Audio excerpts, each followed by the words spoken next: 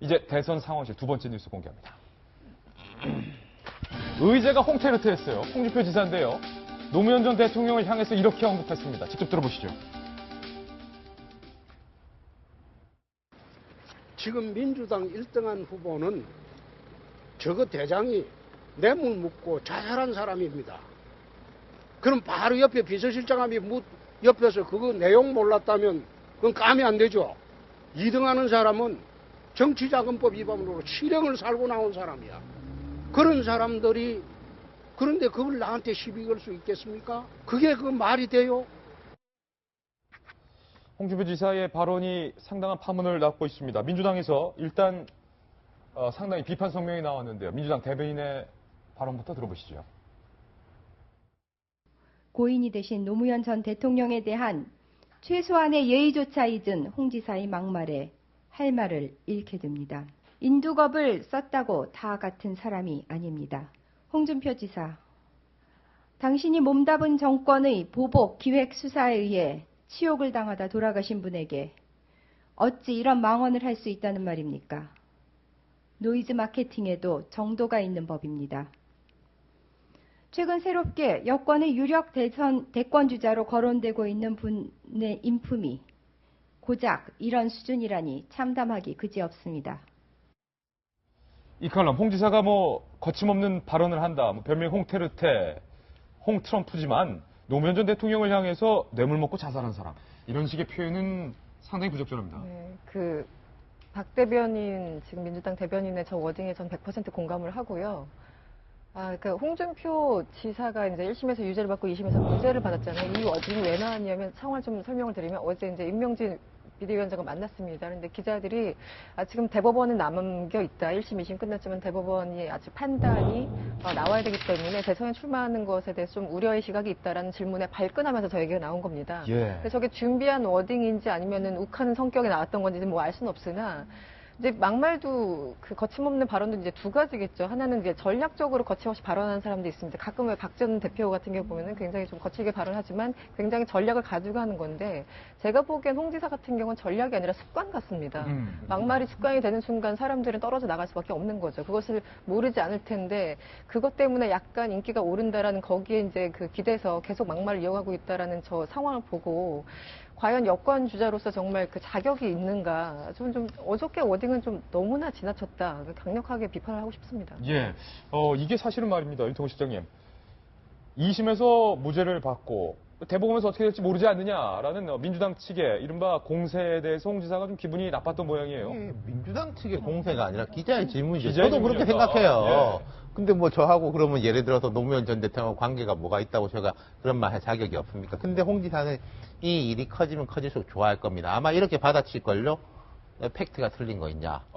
틀린 거 있으면 내가 말한 데서 사실관계 틀린 거 있으면 한번 말해봐라. 토론해보자. 아마 그럴 뿐이에요. 예. 일이 커지면 커질수록 좋다라는 거겠죠. 근데요, 제가 이거 한계가 있는 전략입니다. 지금 이제 홍 지사 한 3점 몇 % 정도 나오죠. 한 두 자릿수 가까이는 이런 식으로 해가지고 올라갈지는 모르겠습니다. 하지만은 이대로 해가지고 안 된다는 건 본인이 알 거고, 그리고 이제 한 가지 좀 지적하고 싶은 게, 저도 이제 기자 시절에 홍 지사 잘 아는데, 이분이 이제 서울에서 중앙에서 활동하실 때는 말이 좀 거칠었어요, 항상.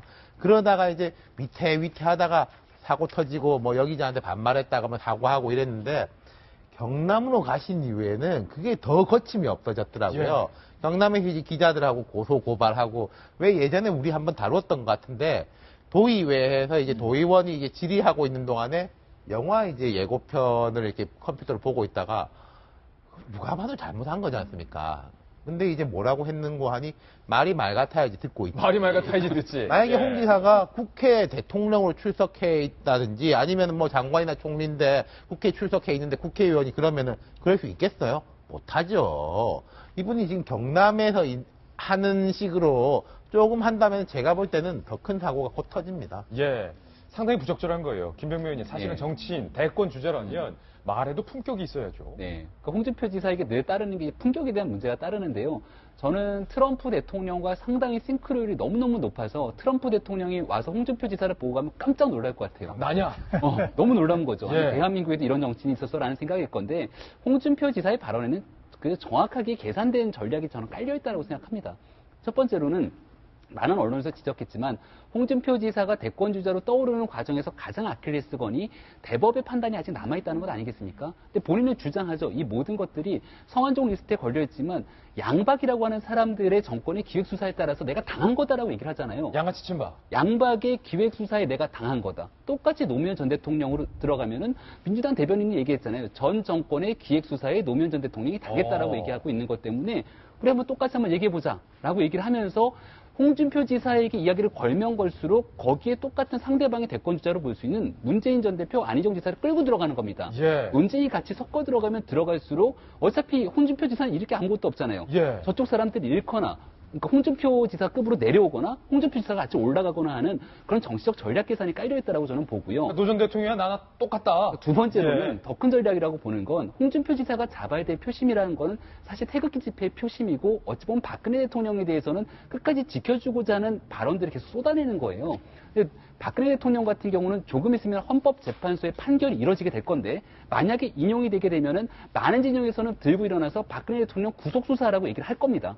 근데 거기에 대해서도 아마 홍준표 지사는 전략적 계산을 저는 깔았다고 보는데 노무현 대통령은 슬쩍 끌어내는 거예요. 예. 노무현 전 대통령 같은 경우는 자살을 이겼던 경위가 결국은 수사를 받았지만 조금 더 이뤄지게 되면 구속수사까지 불가피한 상황이었기 때문에 그런 극단적인 상황으로 치달았게 됐던 거고 노무현 대통령에 대해서 지키고자 하는 사람들의 이야기를 들어보면 반대적으로 박근혜 대통령도 결국 구속수사는 면회되지 않느냐라는 이야기를 끄집어낼 겁니다. 예. 그러니까 말 그대로 보수의 표심을 잡고 나를 지키면서 내가 보수 진영의 적자라고 얘기할 수 있는 전략적 선택들을 깔아내는 것 같은데 마지막으로 트럼프 대통령이 했던 말 한마디가 있잖아요.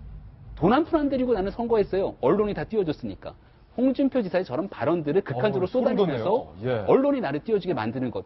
만약 저 발언으로 홍준표 지사의 지지율이 다음번에 5%가 넘는다라면 전략은 성공했다고 생각하겠죠. 그럼 그 전략 성공하기 전에 빨리 넘어가야겠습니다. 네 번째 뉴스인데요.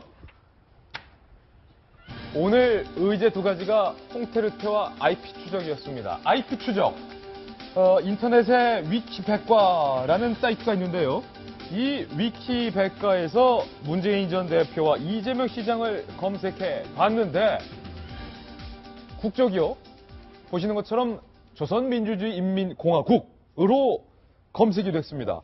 깜짝 놀랐죠. IP 추적을 해봤더니 IP 추적 근원지가 용산의 한 아파트로 현재 나오고 있습니다. 이재명 시장 같은 경우는 인공기까지 아예 저기 박혀 있습니다. 조선민주주의인민공화국의 성남시장. 북한에 성남이 없죠. 일부러 누군가가 국적을 바꿔놓은 건데, 북한으로 국적을 바꿔놓은 건데, 선관위 관계자를 저희가 취재를 좀 해봤습니다. 이렇게 말했는데요. 야당 후보의 국적을 북한으로 바꾸는 등 허위사실 명백하다. 특정 후보 비방을 위한 의도성이 확인될 경우 법적 책임을 물을 수가 있다. 이렇게 밝혔습니다. 문재인 전 대표 측에서도 이렇게 나왔습니다. 이제 국정을 또 언급하죠. 의혹을 제기합니다. 이건 개인의 단순 일탈이 아니라 국정원이 한 것이다. 조직적 배후 확인을 위해 형사고발을 검토할 것이다. 이건 역시 정치적으로 뭔가 이 사건을 국정원 댓글 사건을 끌어들이는 그런 발언이 아닌가라는 생각이 드는데 윤태곤 시장님, 용산 아파트예요. 이거 누가 한 겁니까? 국정원이 한 겁니까? 그러기가 했겠습니까? 예. 근데 이게 문제가요. 분명히 이런 사람 걸리면은 장난이었는데요?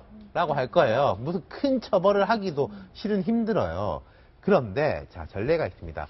오바마 미국 대통령에 대해 가지고 지금까지 따라다니는 황당한 이야기가 비밀 이슬람교 신도다 하고 미국이 아니라 외국에서 태어났다라는 거예요. 이게 이런 식으로 시작된 거예요. 근데 하도 사람들이 말을 하고 다니다 보니까 미국 그 여론조사가 나왔습니다. 미국민 30% 정도는 그걸 믿는다는 거예요.